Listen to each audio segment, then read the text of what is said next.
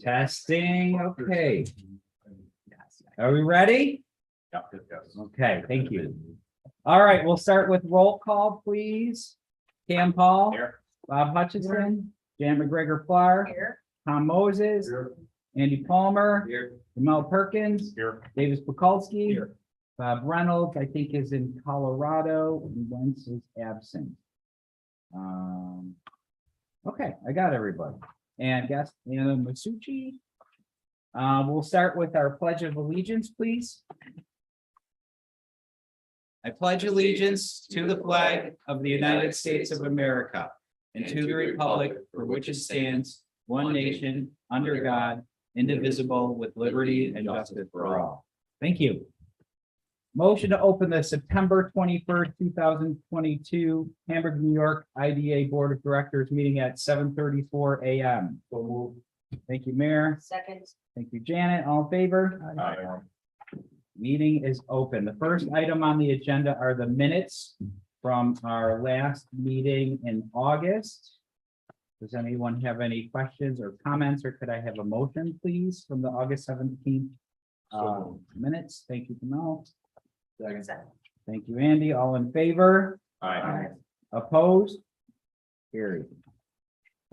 Next item is the financial report from August 31st. Completely forgot Mr. Reynolds is excused today, so I will scramble here and go over them. As I pull these up, you may be aware there was some issues with the Southtowns Regional Chamber of Commerce this past month in terms of the financials of that agency. There was alleged embezzlement of chamber funds. So as a board member of the Chamber of Commerce, we had taken action, terminated the director. We're in the middle of an investigation at this time. So at this point, it's more of a legal matter. We've assigned, and she's accepted the role, Jamie Decker, who's been with the chamber for about 10 years. She's the interim director role. So we're kind of going through our process there. One thing that I suggested to the executive committee as a proactive step for our agency is that the treasurer, whoever may have that role, take a PDF or at least a PDF or have access to our agency accounts and cross-reference the financial report that is presented to you with the actual bank statement, so that that person has a second level of check in terms of what we are representing in our financial report, which is essentially a QuickBooks or an Excel worksheet, that it matches up with the bank balance. Who does who does the bank reconciliation?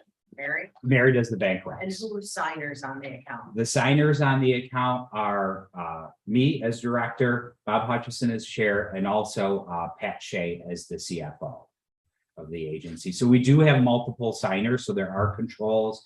We do not have agency credit cards, which we have discussed, and we do not have any agency like debit card. And I would, oppose those, whether it's me or whomever in the role. We don't have a need. We don't have the expenses. I think anyone in this role, the amount of expenses, probably average around $200 to $300 a month. So, to have a Visa card and have more risk, I think it works best to do the paper reimbursements. They're backed up with the receipts. They're signed off twice, not only the expense report, but also the checks. And we have an annual audit. So we're in great shape, but there's one little piece there. We have an audit committee. So we have an audit committee. We meet, I think, once a year. We're required to meet twice a year. Honestly, you should be meeting quarterly, and you don't really have to meet in person. If you send out the bank reconciliations to the committee, you could do a quick 10-minute Zoom meeting. Okay, I think that's fine. Yeah, you're right. And this is it's a short lift. It basically would involve, this is what I'm representing to you. This is what, currently Bank on Buffalo has in our account. So you just see, it's just another layer of transparency. And I think that, should be implemented, not only with our agency, but also I've recommended it with the chamber. Okay. All right, so we'll look to scheduling that up as an item, the quarterly reports. Thank you, Janet. As far as the month of August goes, we've had expenses in the month of $17,571. And then we've had income of $352.93. One thing that will hit in September, which is a relief to the agency financially, is the Key Energy closing. So that will bring us back on target for our annual financials. So thank you, Jennifer, for moving that closing forward. And this brings our balance to $962,065.92 for the year. Motion to approve the Thank you, financials. Cam. Second, Here. Andy, any questions? All in favor? Aye. Opposed? Here. All right, thank you. I believe next is on to my report. So Key Energy closed. Johnson's Brew House is moving forward. Jennifer has been linked up with the attorney and the documents have started to flow. KH Industries, Staub Precision Machine, the two remaining projects over on Elmview are on the agenda today for a proposed extension. 290 Lake Street is still lingering. I had a conversation with a potential purchaser. My understanding is they're working to pull a construction permit for the site, so it's positive. It's still there. So it's still happening. As I represent the budget going into this year and next year, I'm not carrying that one yet, just because I don't think it'll close this year, especially with the time that it takes to close. But it's still out there potentially. Just remind me, I'm sorry, are we at fiscal year of January, December, or do we have a different? January, December. You're welcome. Project activity. We have the multifamily reuse project on South Park and Souls. I've been meeting with the developer. Actually, I have a meeting today that I had set up for the developer, potentially linking with a major medical provider in Western New York that I used to consult for. So we're having lunch later today. And I think it would be a great opportunity, not only for this provider, but any provider with the link with the college and the potential workforce development opportunity. It would get the provider essentially first dibs at an emerging, qualified workforce with the students and graduates from Hilbert as they're starting to develop clinical programs. So there could be a good match there. Obviously, there's potential for incentives, which would lure the provider in. If the board deems appropriate, it would be qualified based on state law, potentially, as the project is evolving.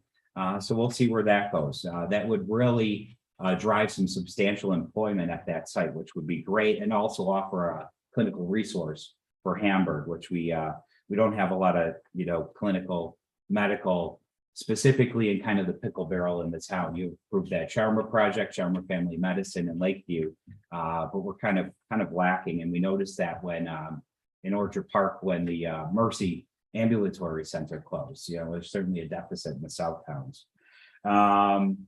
I have been speaking with Walden on a potential warehouse user. We reviewed some financials. There's a site in Blaisdell that's available that a 43 North winter I spoke to this winter. I'm not going to talk to the name specifically, but there's potential going into an industrial site in Blaisdell.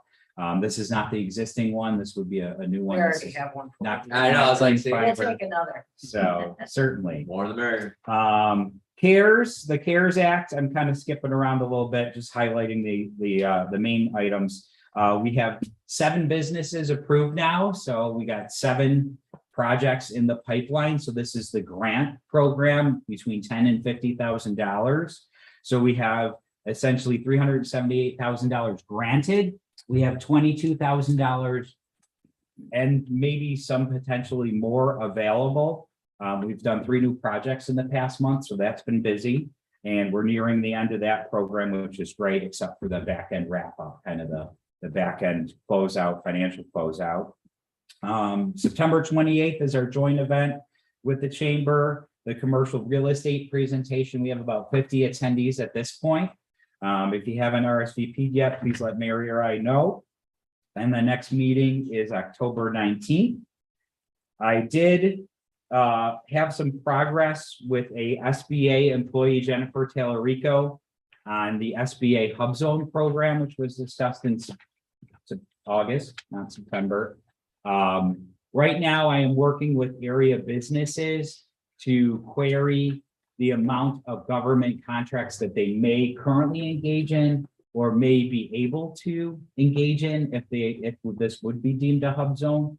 So what the SBA had coached me to develop is there market opportunity here. So if there's potential for the existing companies in town to take on government contracts, or if they do take on government contracts and there's an appetite for more, then it may make sense for the SBA and either the town or the village to work to designate a hub zone area to catalyze more business through that program. Pitch Hamburg, we had our grand opening in August. It was a nice and well-attended event. We had some good press coverage, several meetings with the chamber board, as I had mentioned, and down to BOCES, a BOCES update. I reconnected with Nancy Bojanowski, who's on the BOCES Foundation, and just talking about further partnerships with the IDA, the Hamburg IDA specifically. And I'm still encouraging the other area IDAs to take on a similar resolution that we have done. I think it's a great opportunity for the IDAs and BOCES to boost workforce. But we are looking at, for workforce development in Hamburg, is to coordinate a joint event with some of the employers in Hamburg. And we're actually going to take students, BOCES students will designate a day, and the students will go to 2 or 3 area employers in Hamburg and do site tours. So similar to what we've done with area businesses, we'll take some students through to just breed interest. A lot of these businesses, they don't know exist, and they don't know what the jobs pay and what the opportunities are, what the growth is, what the growth potential is. So we're going to bring some students around. I may approach the board, for some expense. Maybe we'll host the students for lunch. We'll do a couple tours, have a lunch, do a tour to wrap up the day, and make some introductions and introduce them to the opportunities in Hamburg, which I thought would be great. And BOCES also supported it. That's all I have. Any questions or comments? All right. Moving forward, the first item is STOB 3. So STOB, I'm going to pull up the quick emails that the project operator had sent. And they are asking, due to factors out of our control, STOB 3 will require an extension of our current IDA agreement. We will not be able to have our project completed by the October 20th, 2022 date listed in our agreement. Contractor availability and material lead times are pushing the project well into 2023. At this time, we are planning on breaking ground Q1 of 2023. Our current project completion date is now fall of Q3, Q4 of 2023. So this project is for, just to clarify, this is for the new building. The second one, jumping ahead on the agenda, is currently in progress. So the operator is, this would potentially be the first extension that if the board would grant it, and progress is moving forward. We haven't made a lot of progress on project closing yet. But I would say in terms of progress, the developer is working, there's progress at the site. And the likelihood of it happening is great. They're just delayed like many projects are. Can I speak to that first? And what I do, it's very apparent that it's across Western New York, if not the whole country. Contractors are very, very busy, and if you probably saw at your own house, try to get someone in there to work on your drywall. It's very, very hard to get someone. It's months in advance. So for these kind of extensions, especially the first one, I don't think it's a hard ask. Okay, I'll go through the resolution and then we can open it up to questions. Thanks, Oh, I'm Andy. sorry. No, That's I okay. appreciate the thought. Resolution of the Town of Hamburg Industrial Development Agency extending the inducement period and sales tax period for Staub 3 LLC project until April 20th, 2023. So this would be a 6-month extension. Whereas Staub 3 LLC has entered into negotiations with officials of the Town of Hamburg IDA with respect to acquisition, construction, installation, and equipping an approximately 50,000 square foot advanced manufacturing facility at 0 Grimsby Drive in the village of Hamburg for lease to the agency and subsequent lease back to the lessee, and further sublease to Staub Precision Machine Inc., who will be the sole tenant. The Town of Hamburg Industrial Development Agency, by resolution adopted on October 20th, 2021, approved assistance. We're looking to resolve as follows. The agency extends the inducement period and sales tax period for the lessee from October 20th, 2022 through April 20th, 2023, and would waive the extension fee. This resolution would take effect immediately. So move. So second. Thank you, Andy. Thank you, Bob. On the question. All in favor? Sorry. Oh, yes, sir. This is no different than any other extension that we've given to other organizations. No, absolutely not. And like Andy. And had waiving the mentioned- extension fee is normal for us as well, Right. right? Yes, yeah, we've done, I mean, since COVID, particularly when we really track this, we've done 13 of these so far. That's a good. And some of the projects are larger in dollar value and also in scope.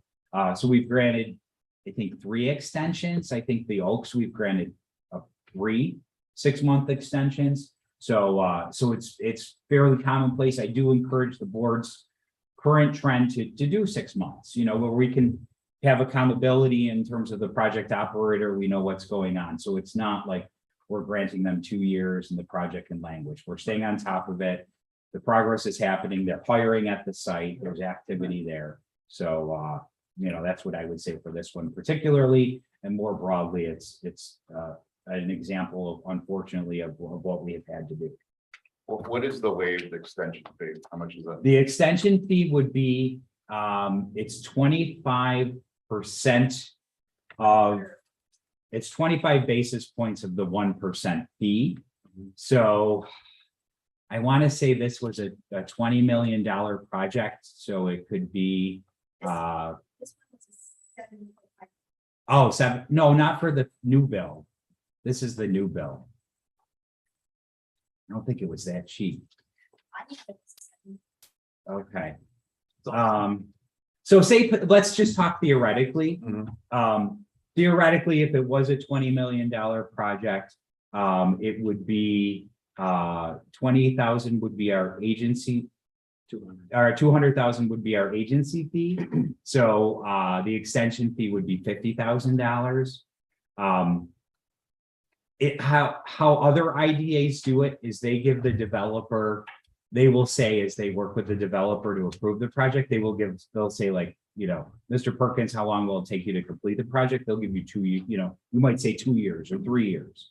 The agency will typically give you that time. And then after that time, you would get into these extension talks. How we do it differently is we do a 1-year period and then they come back. So we're more accountable. From my perspective, to give a new build project a year, especially in today's situation, I think it's a bit egregious for the IDA to take on these fees if the project is moving forward. If it's languishing, if there's negligence, and if for some reason they're dragging their feet and the investment in the, and we want the investment in the community. Yeah, absolutely. So if they're dragging their feet through no fault, through a fault of their own, then I would have a different perspective on it. But in this situation. You know, and particularly through COVID, like we had a resolution more so during the, you know, kind of the, you know, the deep part of it, where we had a blanket resolution to waive the fee. Thank you. They'll come back for another extension next spring. Yeah, come April, if they're not complete, they would have to come back to us again. So when we will look for demonstrated progress, or, you know, that fee, you know, can be negotiated. So at least with our policy, we have the right to charge that. Thank you. Was it 7? 7.5. Okay, okay, Wow. okay. So, and they may come back to us for, to raise that amount. I mean, if they can meet that, then that's great, but that's, you know, put a 50,000 square foot building up for that price is difficult nowadays. Any other questions? Motion to approve? Second. Oh, I'm sorry. We already did that. All in favor? Aye. Opposed? Abstain? Carried. Okay. The next one, thank you, Jennifer. Very challenging on that. Resolution of the Town of Hamburg Industrial Development Agency extending the inducement and sales tax period for Grimsview Properties LLC project until April 30th, 2020, or I'm sorry, until April 20th, 2023. Grimsview Properties has entered into negotiations for the installation and equipping of approximately 18,000 square foot addition to an existing manufacturing facility at 160 Grimsby Drive in the village for lease to the agency, subsequent lease back to the lessee, further sublease to K&H Industries Incorporated, who will be the sole tenant. Whereas the Town of Hamburg IDA, by resolution adopted on October 20th, 2021, approved assistance for the project. And now therefore be it resolved by the agency as follows. The agency hereby extends the inducement and sales tax period for the lessee from October 20th, 2022 through April 20th, 2023, and waives the extension fee. The resolution shall take effect immediately. So moved. Thank you. Second. Was that second, Janet? Yes, please. Thank you. All in favor? Oh, I'm sorry, on the question? They have steel. Oh, yeah.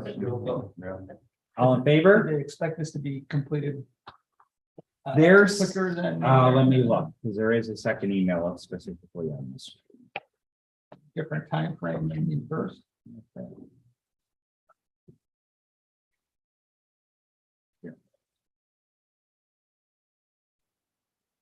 I just. Oh, our current projected completion date will now fall into December 2022. So December 2022 for the expansion. Kirst is on site working. Okay, thanks. You're welcome. All in favor? Aye. Opposed? Abstain? Carried. Okay, next item on the agenda is the agency budget for 2023.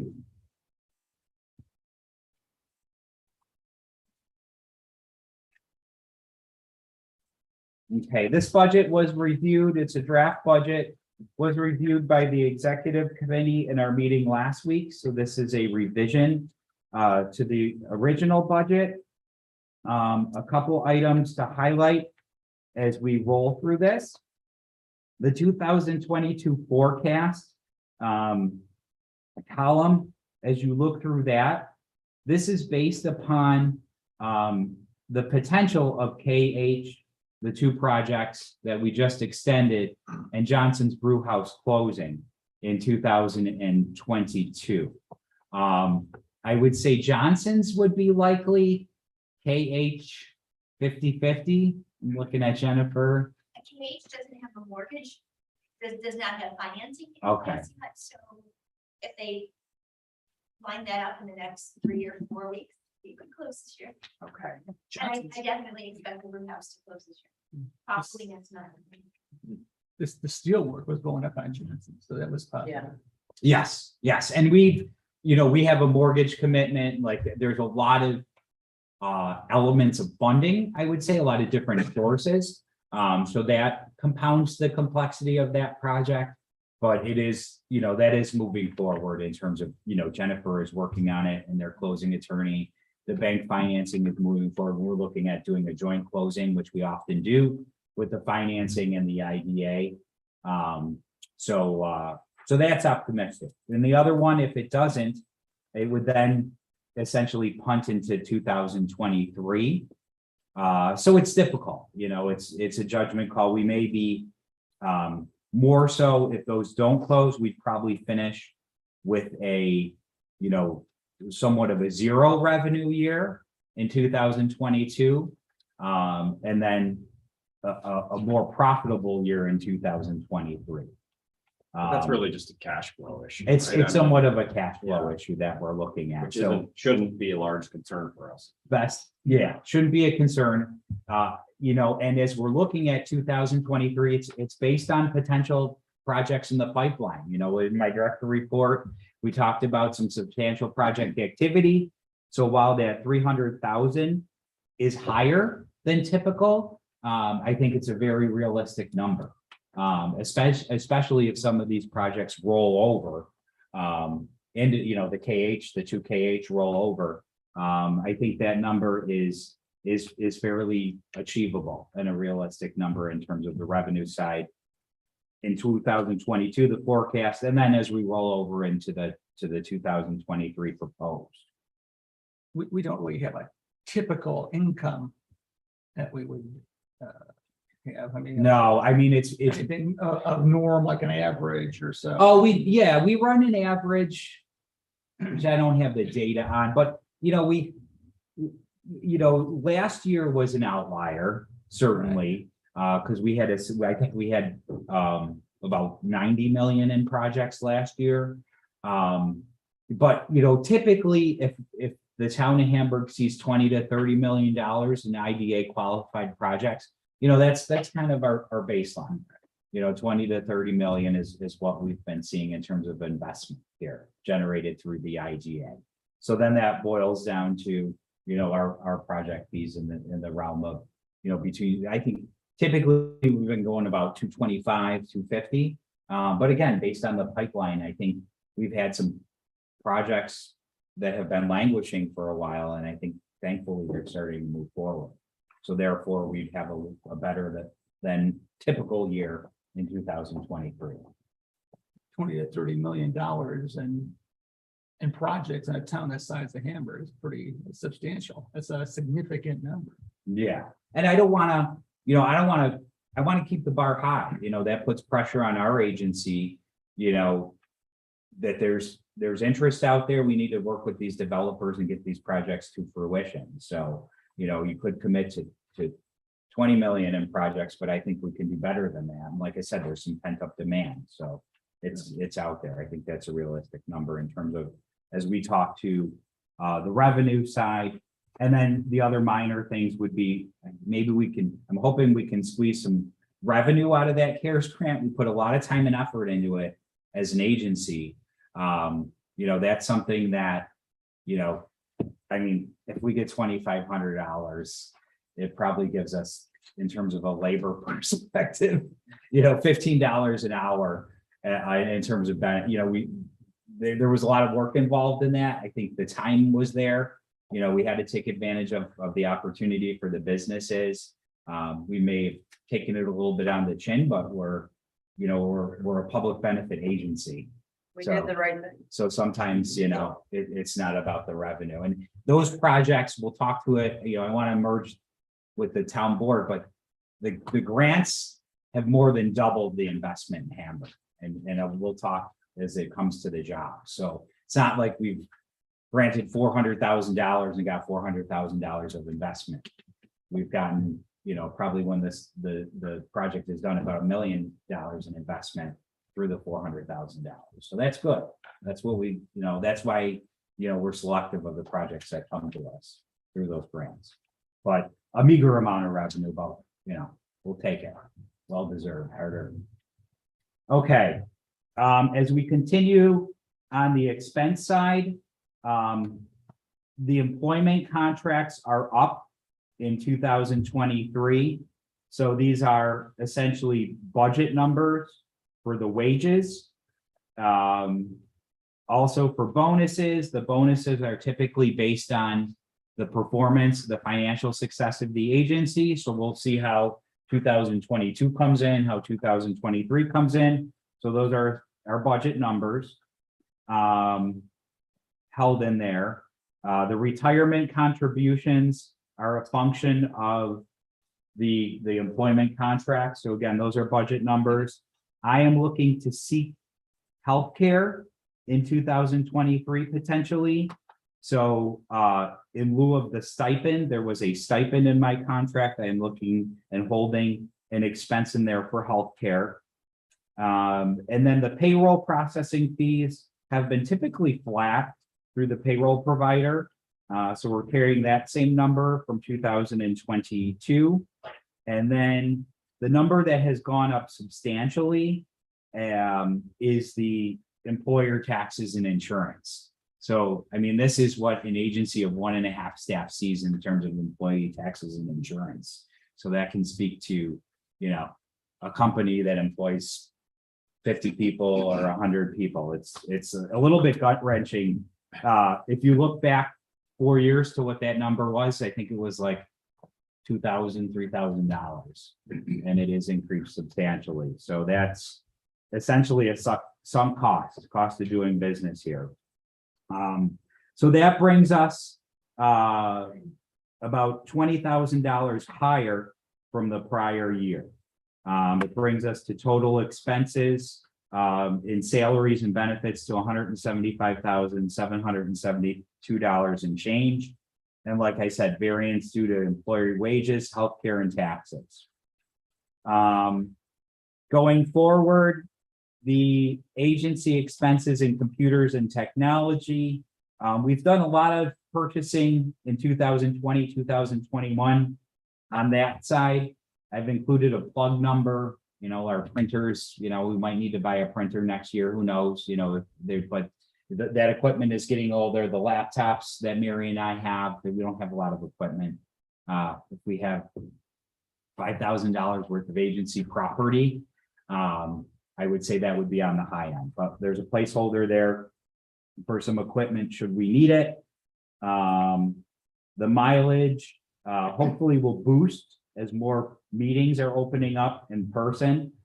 So I did include, and that may be also a function of the IRS reimbursement rate. Seminars and meetings. I did not achieve my certification this year, so I look to achieve that next year. So I reforecasted that expense to 2023. Sponsorships remain the same. Membership dues have increased a little bit, but largely remain the same. Public notices are a reflection of project activity, so those are increasing. And the cell phone and other reimbursement expenses have increased a little bit. Training has increased. Legal and professional has largely stayed the same. Advertising did increase as we would look to do more marketing and publicity for the agency. So advertising and marketing expenses have increased, as well as miscellaneous expenses. So that has also increased based on the reforecast. So that's not an actual budget from 2022, that's a reforecast. So some of those expenses have moved forward. So there is a variance from what may roll in as actual, and that's largely due to a lot of the training, the certification and marketing expenses. That brings the total expenses outside of the salaries and benefits to $85,137.60. And then the combined agency budget with the LDC based on the proposed revenue would be $86,362.50. You want to have a motion to move this? Do we need to go into executive session to discuss or? Uh, Not really. I'm asking. Budget matters other than unless it's Lawyers due guys know. to payroll and their performance. It's not an executive session item. Very well. And I just want to remind everyone that this is not, the wages budgeted may not be the actual wages agreed upon, you know, depends upon what you do with your staff contracts as they expire. So these, you know, this is a budget number. This, We're not negotiating here. we're not negotiating. 1, 2, 3, nod. That's exactly. That's executive session. Can I just say something? I think Sean and Mary do an awesome job, so they're worth every penny. Excuse my ignorance on the employer taxes and insurance. Are we talking about state, federal accommodation? Combination. It's a combination. What would be the breakdown? Because What is the leave insurance is one of the largest new costs. What is it? Family-based leave. So the FMLA, because we're a public agency, isn't that a negotiable item? That we do not have to offer it unless it's in the contract. We, as a public employer, do not offer it to our employees. So private entities have to offer it, but. the Private public- entities have to offer it, public entities, it is a negotiated item in a contract.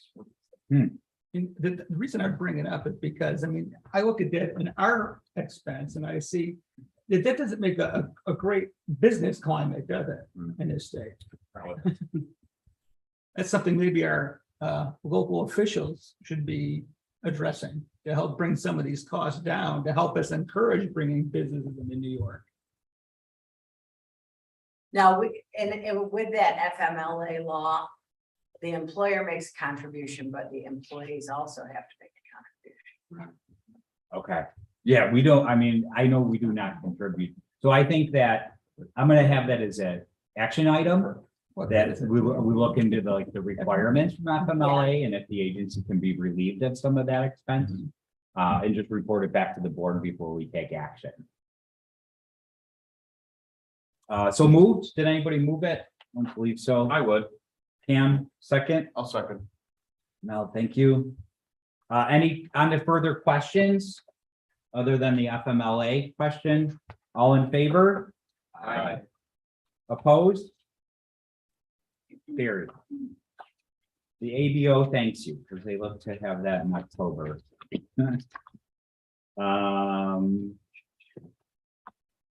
Okay, privilege of the floor. Anna Masucci is here. She is the director of Pitch Hamburg. Anna, thank you for joining us, first of all. And Anna's going to offer an update on the Pitch Hamburg project. Thank you. It feels sick, but I promise I'll be fast. Sure.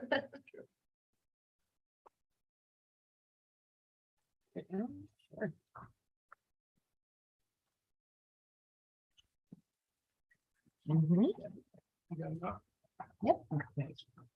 Got another file at my phone. Does it matter where I sit, Stan? No, go wherever you're comfortable. Okay. So I thought I'd kind of bring it back to the beginning. So I like to explain things like I'm explaining them to my mom, but my mom still doesn't understand what I do. So hopefully you guys get a better idea of it. So just an introduction. I know most of you have been to the space. Most of you are very familiar with Pitch Hamburg, but again, just to bring it back to the beginning. So we're a nonprofit organization. We're designed to support the creation of new small businesses that add to the economic vibrancy of Hamburg. And the incubator that most of you have been to is located right at 40 Main Street in the village. So why a business incubator? Business incubators are organizations created to assist entrepreneurs with business development and growth. And they do this by helping to offer access to business plan development, financial resources, marketing plans, and creating a network of entrepreneurs. So access to these resources provide proper growth of businesses to ensure success. So community benefits of a business incubator. So incubators have been found to be successful support structures for business growth, higher possibilities of survival, success, and growth, which is what we want when businesses are created. And this is just a quote from Jim Metcalf, who works for SCORE. Business incubators foster entrepreneurial ideas and provide facilities, improving survival rates and accelerating growth. So this is a systematic literature review that was done on critical factors and performance measurement of the business incubators. So looking back to Pitch Hamburg, Our mission is to support the development of the next generation of entrepreneurs through programming, mentorship, and providing physical space for entrepreneurial activity. We offer resources for entrepreneurs, including tailored mentoring for new business owners, programming provided by experts in the community. I'm a big fan of not reinventing the wheel. There are people who have been doing this for a very long time and utilizing them to come in and provide these resources. So including financial literacy, marketing strategies, and business plan development, as well as some other services, and use of our incubator space. The next few pages are our Pitch's board of directors. So some of these faces I'm sure are very familiar to some of you. So what I love about Pitch and what made me want to be part of it is led by a very diverse board of directors that bring in a lot of different skills and from different organizations right within the community. And just looking at some Western New York success stories that have been through other business incubators in the area. So 43 North, obviously being the biggest one. So some of their top success stories include ACP auctions, Top Seeds specifically because I like the product. And also because they currently have a plant in Cheektowaga, but they recently signed a deal for a 35,000 square foot plant in Buffalo. And so obviously using industrial places to grow their business. So on the next page, it should really say Hamburg success story. So Favor Drop, for anybody who is not familiar with it, is a Hamburg-based company. So it's Tim and Jack Sardinia. Tim owns Juicy Burger and his son Jack, and also Russell Rich. They created an app that is a gift giving app. So essentially it's like an e-gift card that you can give to somebody. And if that person does not use it by a certain amount of time, you actually get that money back, which is nice if you often give gift cards and people don't use them, you get that money back. But also for corporate sponsors, like something like a West Her, when they have referrals, they can give this instead of a gift certificate. And if clients are not using it, then they get that money back. So they came in and utilized our space for about 2 months. And we thought they would stay around 6 months, but they outgrew us already. So they have found another space. They started with 2 employees and now they're up to 7, and they just hired their first full-time employee. So very exciting for them. I'm by myself now, so lots of talking to myself again, but but it was nice to be able to work with them and learn from them to kind of see the other side and how we could best support them as well. So positioning Hamburg as a leader, making Hamburg stand out. Hamburg is the first suburb to have a business incubator. There have been other co-working spaces, but as far as a business incubator that kind of combines, I explain it by saying it's like SCORE and 43 North had a baby, and that's what Pitch Hamburg is. So we have the competition from 43 North, but we have the small business support that SCORE would provide. Just as a side note, just before taking this, starting this job, I was on vacation for a wedding in the Dominican, and all of the people were from the North towns, and they had asked, everybody's asking, you know, what do you do for a living? Like, well, on Monday, I started a new job. And economic leaders and the supervisor of Amherst were part of the wedding, and they were like, what, Hamburg's doing what? I'm like, oh, this is exciting. Like, you know, it's good when people are sniffing around already. And so industrial development value, business incubators support small business development. As businesses grow, their needs for space grow, as we saw with Favor Drop, and they offer an opportunity to occupy buildings within the community. And small business support. So while incubators like 43 North and Launch New York support high-scale tech startups, Pitch really focuses on those small business, Main Street mom and pop shops that really support the economy as well.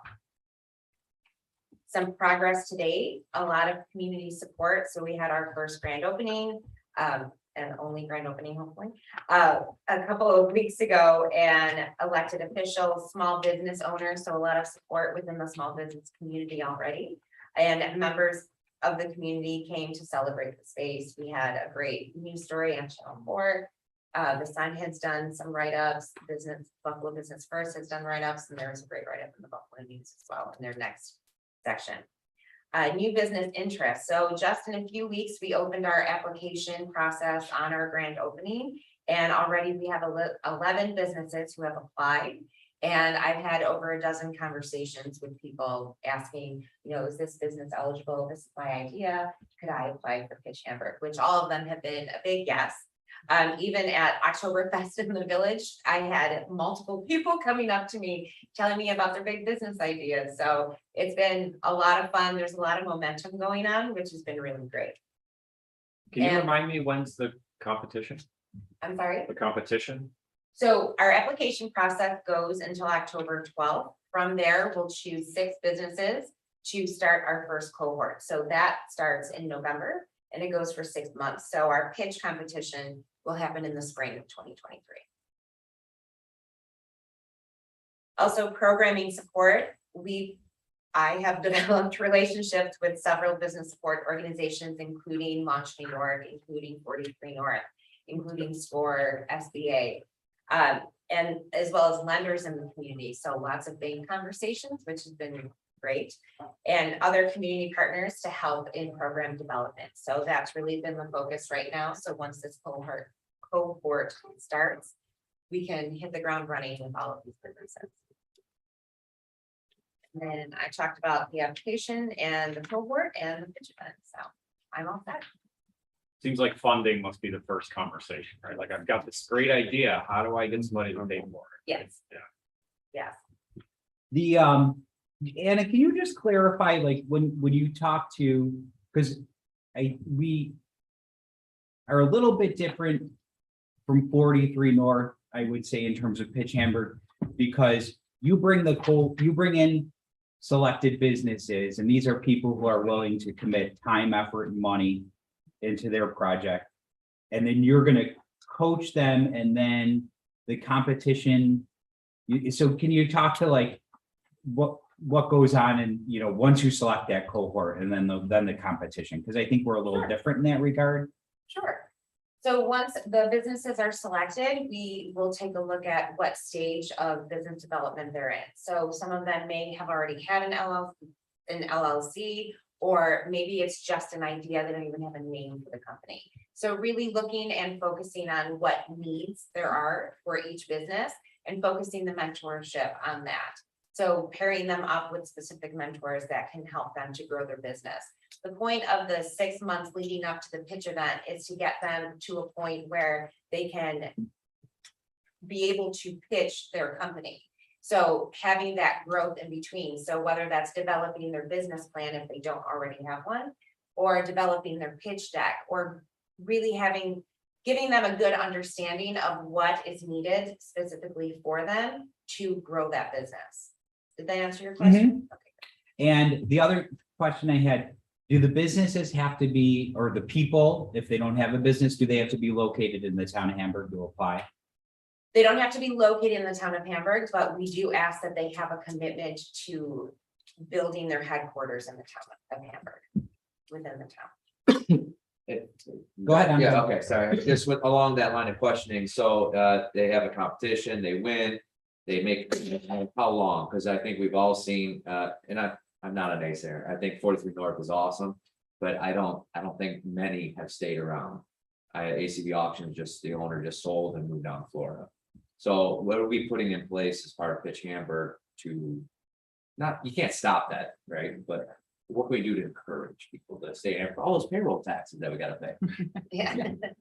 I think really fostering that connection of, let us help you find a location here, and making sure that we understand where they are in their business plan and where they need to go. So if we can kind of have that foresight of how can we help you, even after you won this competition, you can always use us as a resource and come back.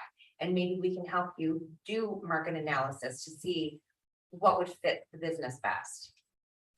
But I So think. just there's no maintaining- time frame though that you put on it, they win, like, 42 Park does, like, I think it's a year or something like that, they need to. No, they have to spend at least that 6 months of the cohort in Hamburg, obviously, right there.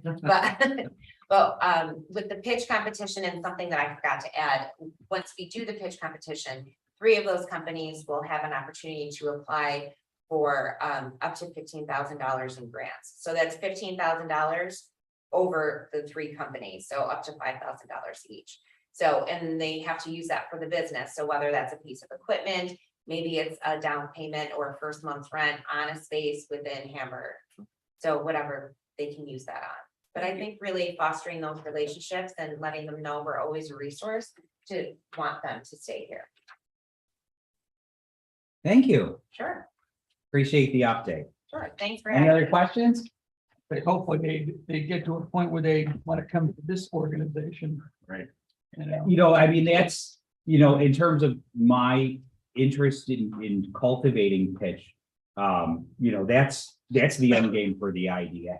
That these companies, and ACV, even though the owners, loaded and out of here. I think they have like 800 employees in Buffalo, down in Larkinville. You talk to Seeds, there's another customer service one that was a couple of years ago, and they just leased some space in the city. Obviously, Clean Fiber is expanding now on Lake Avenue. So I see benefit from industrial development to this. It's a shift, in terms of what we've been doing to like kind of cultivating from within. Invest Buffalo does a program called economic gardening, which is a similar fashion, but tax incentives, what you've been doing for the town and the county for the last 40 years are not working. I mean, the Columbus McKinnon, is shifting their corporate. So we need to, like any business, shift, make some fundamental changes in how we cultivate market activity and move forward. And unfortunately, the benefits of what Anna's doing, we may be all long gone. And where these are long shots, that's the challenge and the naysayers with business incubator activity often say like, well, it's not fruitful because so many of these companies and so much support and money is given and they don't amount to anything. But if they do, there's more on the upside. So Don't misunderstand, Yeah. Sean. I'm not being, I think it's a pitch hammer is a great idea. I mean, I think. Well, you're back right. 2 Yeah, years there's ago, gonna be- we talked about it and, I didn't have any involvement like you did, but I don't want to be a naysayer. Okay, I'm just trying to bring up the legitimate things that happen and have happened and historically have happened. So how do we curve and adjust and pivot? Yeah, I think it's certainly like a complement to the services that we offer. And certainly it's unique for Hamburg, like Anna had mentioned. And we're emerging as a market leader in terms of incubators across the country. So, we have 43 North, we have members on our board of directors from 43 North, current and past employees.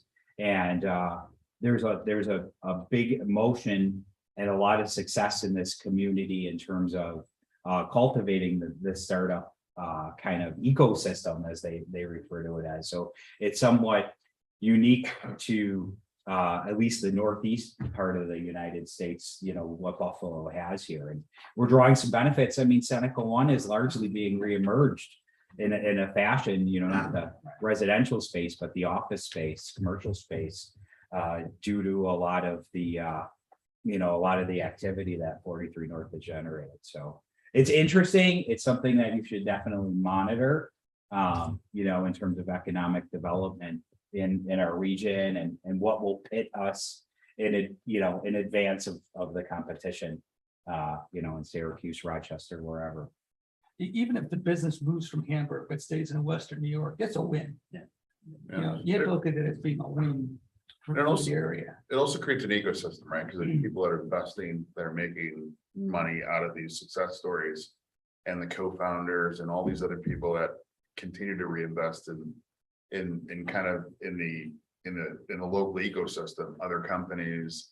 I mean, it really creates, a win-win, I think, for the community as a whole, so.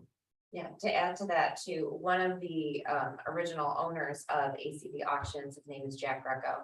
He is a Rochester guy and came to Buffalo, did the 43 North thing, and then he sold it before it sold for even more.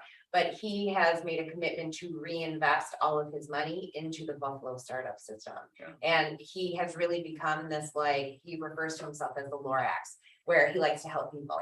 So whenever anybody talks to him about a business or a startup, like, he tells them where to go and what to do. So I think part of that is really fostering that relationship of, you know what, this is great. I have this business, I sold it, I'm creating more now. Yes, and the old other co-founder, Dan Nagashevsky, is still in the community as well. He does the same. He donated just about, 3/4 of his earnings from ACV towards new business here in Buffalo, so I think he recently invested in Favor Drop. he did. Thanks, Anna. Sure, Appreciate you thanks joining so us. much. Motion to adjourn the September 21st IDA meeting at 8:29 a.m. Were you seeking executive? No, On LDC. Oh, LDC, okay. Thank you for pointing that out. So moved. thank you. Second, All right, second. thank you, Cam. All in favor? Aye. Opposed? Carried. October 19th is our next meeting. All right. LDC. Roll call. Hall. Here. Hutchison. McGregor, Clark. Here. Moses. Palmer. Here. Perkins. Here. Bukowski. Here. Reynolds and Valentin are absent. Motion to open the September 21st, 2022 Hamburg, New York Land Development Corporation Board of Directors meeting at 8:29 a.m. So move. Thank you. Second. Thank you, Janet. All in favor? Aye. Open. Okay. First item there, the minutes from August 17th, 2022. So Question, moved. comments? Thank you, Janet. Second. Cam, and on the question, all in favor? Aye. Opposed? Period. Financial report. August. We have total receipts. I was just looking for the, I'm sorry, I'm looking for the year. Okay, here we go. We have interest on our deposits and our certificate of deposit of $756.91. So that is our income for the month of August. We've had expenses for the year, $4,299.67, which brings our total equity to $1,650,113.20. So that's the equity available in the Land Development Corporation. So moved. Second. Thank you, Jamel. Thank you, Davis. On the question. All in favor? Aye. Opposed? Carried. In terms of director report, we continue. Mary had surveyed the local market. This past week, there is a site on Elmview that I will bring to the board. We're just kind of monitoring that there's not a lot of availability at this point. We will go into executive and talk about a potential site. So we'll go into negotiate or to not negotiate, discuss a potential real estate acquisition, real estate contract. But at this point, I have no further updates. The next item is the Land Development Corporation budget. Do you have, can I have still a copy of that if I'm with you? Okay, this budget is fairly straightforward. Since we don't have any current real estate assets, we don't have any expenses towards those assets. We do have expenses in terms of our taxes, which are largely just tax filing fees. We have legal and accounting there as a placeholder. We do have a large expense. I think our audit is about $3,500 for the LDC. And then we have 6,000 there in legal expenses, which is more of a placeholder. And then we have income projected of $5,500 just based upon interest income. So we have no real estate investment income at this point, no assets to sell. It's basically the deposits. I did put in there as a side note, we will have to look at before too long. Our CD matures in April 2023, so we'll have to, within not too long a time, start chopping rates and determining if we do, and to what extent, make any certificates of deposit or investments based upon what we have the capability to do. So net income would be projected for 2023. Oh, I'm sorry. I was looking at 2022. We had 275 in filing fees and expenses, $4,500 in legal and accounting, $6,000 of projected interest, which leaves us with net income of $1,225 for the LDC. That's proposed, right? Tom? That's proposed, yes. A motion to approve? Second. Bob Hutchison, thank you. On the question? Any questions? All in favor? Aye. Opposed? Carried. Thank you. Thanks for sharing that. Look at the agenda here. I think that takes us, we have no visitors here, no privilege of the floor. And I'd like a motion to go into executive session at 8:34 a.m. to discuss a real estate contract. So moved. Thank you, Jamel. Thank you, Tom. All in favor? Aye. Opposed? Okay, bear with me one second, please.